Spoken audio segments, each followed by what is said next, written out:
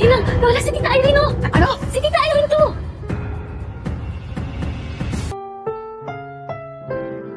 Ang susunod na programa ay rated PG.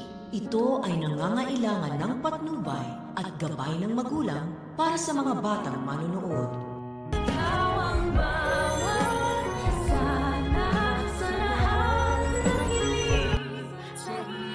Abi, patay na pala talaga yan.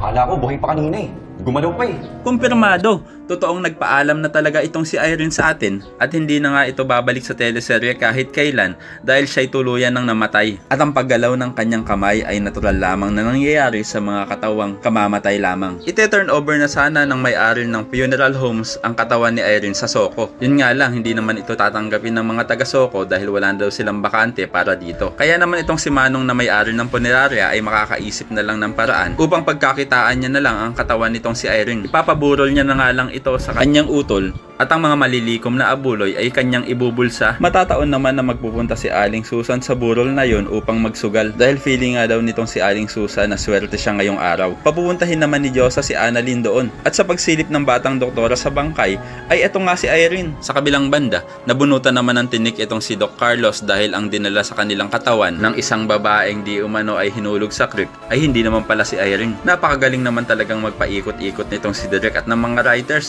dahil inakala nga ng lahat ng mga vloggers ay nabuhay at magagamot pa itong si Irene. Yung pala naman, it's a prank. Sa kabilang banda, malilinawan naman na si Lynette patungkol sa pagiging inosente nila Irene at ng kaibigan niya sa naganap umano na panloloob sa kanilang bahay na ito ang dinadahilan ni Carlos ng kanyang hindi pagpunta doon sa city jail habang hino-hostage ni Madam Lotus itong si Lynette. Kaya naman ko isa ka rin sa mga nabibwisit dahil sa patuloy na pagpapalusot ni Direk dito kay Carlos ay pakiclick naman po ang like at paki-share na din po ang video na ito at paki-subscribe. Thanks for watching and see you next time. Bye-bye.